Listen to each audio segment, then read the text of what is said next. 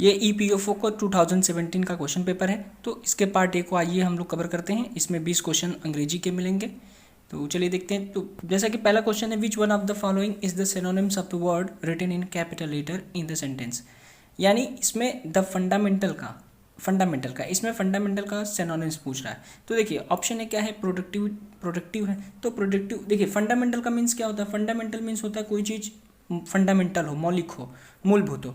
Option A किसका क्या है, प्रोडक्टिव तो हो नहीं सकता। दूसरा क्या है, इसेंशियल है। इसेंशियल मीन्स क्या होता है, मूलभूत होता है। देखिए अगर आप इसका ऑप्शन नहीं भी जानते तो भी आप कर सकते हैं। देखिए ऑप्शन ए तो होना नहीं चाहिए, ऑप्शन सी क्या होना चाहिए, सक्सेसफुल होना चाहिए। और डी क्या है, डी जो है इफेक्टिव है। तो इफेक्टिव का तो इफेक्टिव भी नहीं होगा।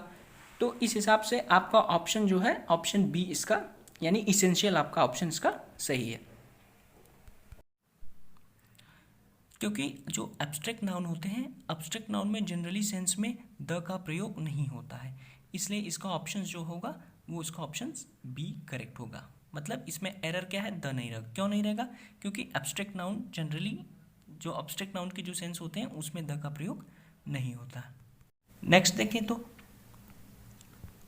विच one of the following is the synonyms of the word written in capital letter. यानी इसमें भी जो है हैकनेट का क्या पूछा है, हैकनेट का जो है सिनोनिम्स पूछा है। अब देखिए हैकनेट मीन्स क्या होता है, हैकनेट मीन्स होता है हैकनेट मतलब घिसा पिटा, कोई भी चीज़ ऐसा हो जो घिसा पिटा हो, मतलब बोरिंग्स हो, टीशी बोरिंग जिसको कहते हैं, तो वो होता है। तो इसका ऑप्शन देखें तो ऑप्शन ए क्या है, इनडिफरेंट है। तो इनडिफरेंट मतलब क्या होता है, indifferent mean which is not different. Options भी दिखेंगे तो क्या ऑप्शन बी है इमेजिनेटिव। इमेजिनेटिव का मतलब इमेजिनेटिव मतलब कल्पनाशील।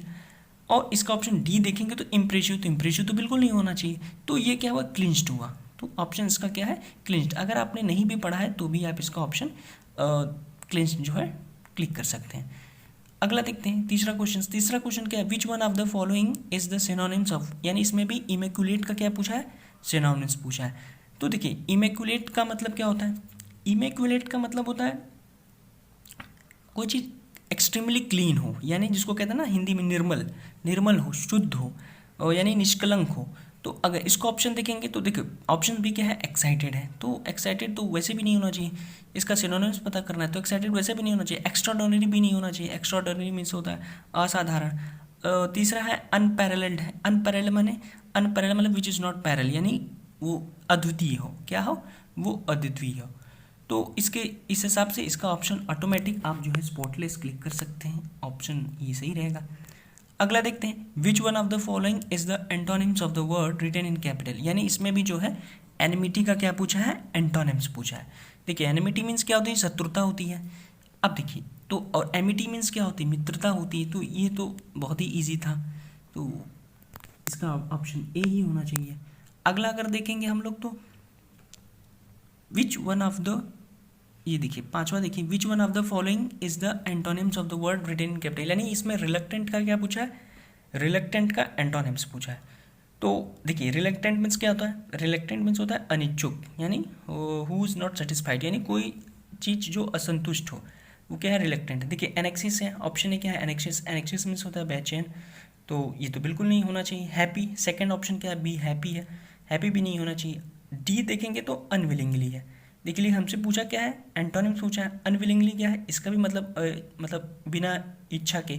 लेकिन ये क्या हो जाएगा, ये तो सिनोनिम्स हो जाएगा। ईगर, ईगर मीन्स क्या होता है, ईगर मीन्स होता है उत्सुक। तो उत्सुक जो है इसका अपोजिट है, तो इसलिए इसका ऑप्शन सी सही होगा।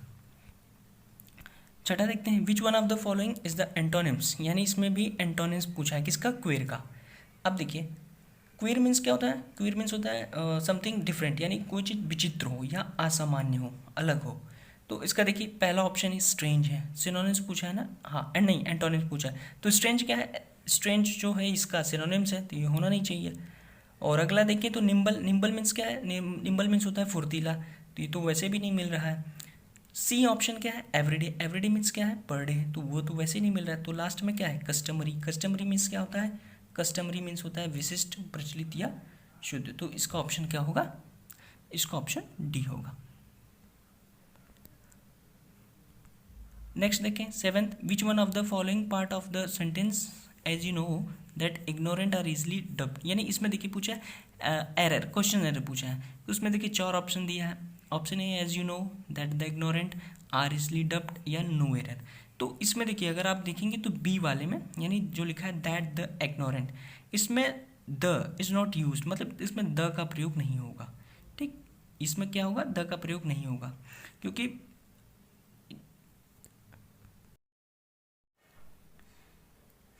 आठवां क्वेश्चन देखिए, कह रहा है कि which one of the following parts of the sentence after a lot of argument I brought him power to my point, यानी इसमें एरर, क्वेश्चन एरर पूछ रहा है। तो ऑप्शन क्या है, after a lot of argument. Option second क्या है, I bought him forward. Option third क्या है, to my point of view. और ऑप्शन डी क्या है, नो एरर। देखिए इसमें क्या है, इसमें तो अगर आप देखेंगे त्रुटि तो फ्रेजल वर्ब को लेकर है। देखिए ब्रॉट क्या होता है, ब्रॉट हिम क्या होता है, तो इसमें देखिए ब्रॉट फॉरवर्ड है। आठवें क्वेश्चन में which one of the following parts of the sentence after a lot of argument I brought him forward to my point of view, यानी कि इसमें क्वेश्चंस एरर को लेकर है। इसमें क्या है, सेंटेंस एरर है। आप देखिए ऑप्शन ए में क्या है, after lot of argument. Option B क्या है, आई ब्रॉट हिम फॉरवर्ड। और ऑप्शन सी क्या है, to my point of view. और ऑप्शन डी नो एरर है। देखिए इस अगर आप इस सेंटेंस को पढ़ेंगे तो ये कह रहा है कि आफ्टर लॉट ऑफ आर्ग्यूमेंट, यानी बहुत सारे आर्ग्यूमेंट के बाद I brought him forward to my point of view. तो मतलब यहाँ अगर आप पकड़ें तो उसमें ऐसा कहने का मतलब है कि उसने हमारे विचार को क्या हुआ, पॉइंट ऑफ व्यू उसको उसने माना।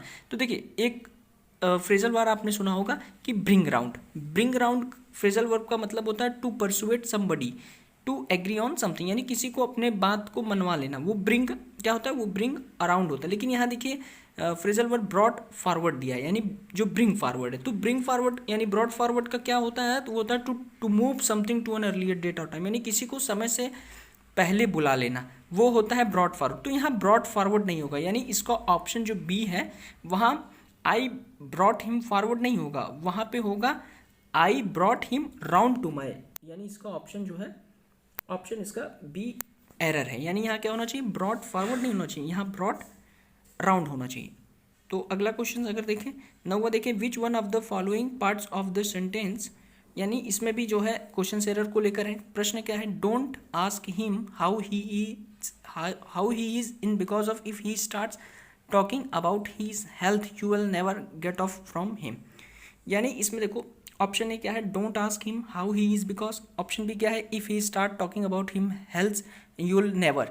ऑप्शन सी क्या है, गेट ऑफ फ्रॉम हिम है, यानी इसमें भी फ्रेजल वर्ब में त्रुटि है। देखिए गेट ऑफ का मतलब क्या होता है, गेट ऑफ का मतलब होता है काम से आधिकारिक आवास मिलना, यानी फॉर्मल छुट्टी मिलना होता है। लेकिन अगर आप इस क्वेश्चन को पढ़ेंगे तो वो कहना चाहता है कि यानी starting talking about his health, यानी उसके हेल्थ के बारे में बात करने के बाद I will never get off from him, यानी मैं उसको कभी जो है छुटकारा पाना नहीं है। तो यानी यहाँ पे होना चाहिए ऑप्शन जो है गेट ऑफ की जगह क्या होना चाहिए, गेट रिड ऑफ होना चाहिए, यानी इसका ऑप्शन जो है ऑप्शन बी इसका एरर है। अगला क्वेश्चन देखिए, विच 10th क्या है, which one of the following words can be used as a substitute for the phrase, यानी इसमें जो है फ्रेज पूछ रहा है आपसे, जो है क्या पूछ रहा है, इसमें जो है फ्रेज पूछा है। तो इसमें सबसे जो सब्स्टिट्यूट फ्रेज क्या होगा, यानी a nursery where children of working parents are cared for while their parents are at work, यानी ऐसे जगह या ऐसे लोग जो अपने बच्चों को, जब जो वर्किंग पेरेंट्स होते हैं वो अपने बच्चों को एक जगह पे रख के जाते हैं, मतलब उनकी वो देखभाल के लिए, तो उसको क्या कहते हैं। तो इसमें अगर आप देखेंगे तो क्रीचे, ऑप्शन बी, इसका ऑप्शन बी जो है क्रीचे शब्द है, इसका मतलब होता है कि जो बच्चों का टेक केयर करता है, ठीक, बच्चों का जो है टेक केयर करता है। ऑप्शन बी देखेंगे तो क्या स्कूलर है, स्कूलर मीन्स होता है खेने वाला। ऑप्शन सी क्या है, डॉर्मेटोरी है, डॉर्मेटरी मीन्स होता है शयनशाला। और ऑप्शन डी देखेंगे वो क्या है, रिफेक्ट्री है, रिफेक्ट्री मीन्स होता है भोजन गृह। तो ये तीनों नहीं होने चाहिए, उसमें क्या होना चाहिए, क्रीचे आंसर होना चाहिए। देखिए 11वां क्वेश्चन कहता है which one of the following words can be used as a substitute for the phrase, यानी इसमें एक सेंटेंस है, सेंटेंस क्या है, that which can not be taken by force, यानी जिसे बलपूर्वक नहीं लिया जा सकता है, छीना नहीं जा सकता। तो इसका सब्स्टिट्यूट फ्रेजल वर्ब क्या होना चाहिए, इसका सब्स्टिट्यूट फ्रेजल वर्ब, तो ऑप्शन क्या है, पहला इम्पॉसिबल, इम्पॉसिबल मीन्स असंभव होता है, तो ये नहीं होना चाहिए, ये नहीं हो सकता। दूसरा क्या है, इम्प्रॉपेबल होगा, इम्प्रॉपेबल, तो इम्प्रॉपेबल मतलब असंभव, यानी ये भी लाइक्स इम्पॉसिबल की तरह है। और इसका अगर आप ऑप्शन सी देखेंगे क्या है, इम्पेकेबल है, इम्पेकेबल मीन्स क्या होता है, त्रुटिहीन, यानी जो जहाँ पे गलतियाँ। तो ऑप्शन डी क्या है, इम्प्रेग्नेबल है, इम्प्रेग्नेबल मीन्स क्या होता है, अजेय होता है। तो इसका जो है ऑप्शन डी, इसका ऑप्शन डी करेक्ट आंसर होगा। अगला देखिए 12वां, which one of the following is the appropriate question tag in the sentence, यानी इसमें आपको एक सेंटेंस देखने को मिल रहा है, यानी टेक अ सीट। तो इसके बाद क्या होगा, देखिए अफर्मेटिव सेंटेंस है, यानी अफर्मेटिव सेंटेंस के बाद क्या होता है, एन और टी लगता है, ठीक। ऑक्सिलरी यानी auxiliary verb plus N T. तो इस हिसाब से जो इसका ऑप्शन है वो ऑप्शन इसका सी होना चाहिए। अगला देखें, विच one of the following is the appropriate question tag in the sentence. इसमें भी वैसे ही पूछ रहा है कि any one can make a mistake.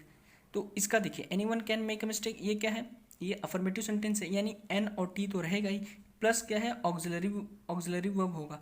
तो इसका ऑक्सिलरी वर्ब क्या होना चाहिए, कैन होना चाहिए, ठीक।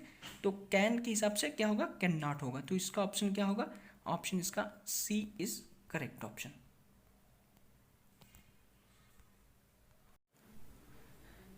देखिए 14 क्वेश्चन कह रहा है which one of the following phrasal verb may be used in the blank space in the sentence, यानी इसमें आपको बताना है कि फ्रेजल वर्ब कौन सा बैठेगा। यानी ही ऑप्शन क्वेश्चंस क्या है, he is fond of art, यानी वह क्या है, फॉन्ड ऑफ है, शौकीन है किसका, आर्ट का, एंड सीम्स और वो लगता है टू बी एन आर्टिस्ट। यानी देखिए कोई चीज़ को लगना, जैसे कोई आदमी है वो दिखने से आर्टिस्ट लगता है, तो इसके लिए कौन सा फ्रेजल वर्ब होगा, ऑप्शन क्या है, फिट आउट है, ब्रिंग आउट है, कट आउट है, और ऑप्शन डी क्या है, सूट आउट है। तो इसका जो परफेक्ट आंसर होना चाहिए वो इसका ऑप्शन सी होना चाहिए, यानी कट आउट इसका जो है आंसर होगा। 15 क्वेश्चन देखें, तो which one of the following phrasal verb may be used in the blank space, यानी इसमें भी सेम पूछा है कि स्पेस की जगह पे कौन सा फ्रेजल वर्ब ज़्यादा सुटेटेड होगा। तो इसका सेंटेंस क्या है, we were happy in the beginning but now all the troubles have appeared, यानी हम पहले खुश थे लेकिन अब क्या है, अब बहुत सारी ट्रबल्स जो समस्या है वो क्या अपीयर्ड हुई। तो अपीयर्ड से जो है मिलता जुलता फ्रेजल वर्ब देखेंगे तो देखिए इसमें ऑप्शन ए वाला है, यानी क्रॉप्ड अप है। क्रॉप्ड अप का मतलब होता है समथिंग हैपेंड अनएक्सपेक्टेडली, यानी कोई जिसका आशा ना किया हो और वो घटना हो जाए। तो इसका ऑप्शन जो है ए, इसका ऑप्शन करेक्ट होगा। 16 देखें, तो which one of the following phrasal verb may be used in the blanks, यानी इसमें भी सेम पूछा है कि कौन सा फ्रेजल वर्ब इसमें सबसे ज़्यादा सूट होगा। तो आप लोग देख रहे होंगे कि फ्रेजल वर्ब से कम 4 क्वेश्चन हमने देखे। तो देखिए तो इसमें क्या है, सेंटेंस क्या है, no one knows how it all, यानी no one knows how it all happened, यानी हैपेंड को लेकर कौन सा फ्रेजल वर्ब ज़्यादा सूट करता है। तो हैपेंड को लेकर आपने अगर पढ़ा होगा जो है, तो इसमें जो है केम अबाउट का मतलब होता है कि केम अबाउट हैपेंस होता है, यानी to happen, something happen, then we will called came about. अगला क्वेश्चन देखें, 17 देखें, तो which one of the following phrasal verb may be used in the blank space in the sentence, यानी इसमें भी जो है इसमें भी फ्रेजल वर्ब पूछा है, यानी स्पेस में फ्रेजल वर्ब कौन सा है। देखिए I have to finish this work before I leave tomorrow morning, यानी इसमें ऐसा फ्रेजल वर्ब आप बताइए जो फिनिश को डिनोट करता हो। तो फिनिश को जो डिनोट करता है वो क्या है, इसमें अगर आपने कभी पढ़ा होगा तो इसका ऑप्शन जो है ऑप्शन ए क्लियर अप, यानी क्लियर अप जो है ऑप्शन ए क्लियर अप फिनिश को दिखाता है। 18वां क्वेश्चन क्या कह रहा है कि which one of the following preposition may be used in a blank space in the sentence, यानी इसमें पूछ रहा है कि कौन सा प्रीपोजिशन जो है यूज होगा। He lived a hand dash mouth existence surviving on just a few rupees a week. देखिए आप कभी मुहावरा सुने होंगे कि हैंड टू माउथ का मतलब होता है having only just enough money to live, यानी उतना कमाना जितने से खर्च हो सके। तो यहाँ देखिए हैंड है, यानी हैंड के बाद कौन सा प्रीपोजिशन आएगा, यहाँ पे प्रीपोजिशन टू आना चाहिए, प्रीपोजिशन यहाँ पे टू आएगा, ठीक। हैंड टू माउथ यानी living just enough money, okay. Option 19वां देखते हैं। 19वां क्वेश्चन क्या है, which one of the following can be used as a substitute for the word written in capital letter. इसमें भी जो है कैपिटल लेटर वाले को मीनिंग पूछा है। तो क्या है, there is no meaning to cry over the spilled milk since the matter is over. देखिए cry over the spilled milk इसका मतलब होता है कि express regret about something that is already happened और कैन नॉट बी चेंज, यानी कोई घटना हो, जैसे हमारे एक हिंदी में कहावत है ना, अब पछतावा हो तो क्या जब चिड़िया चुग गई खेत, तो उसी का जो है ये इंग्लिश वर्जन है, क्या है, cry over the spilled milk. तो इसका ऑप्शन क्या होना चाहिए, इसका ऑप्शन जो है आप अगर देखेंगे तो ये है, क्या नाम है, फर्स्ट, यानी no use of worrying about. Option A क्या है, option A no use of worrying about, यानी जब घटना घट गई तो उसके पछताने का कोई मतलब नहीं।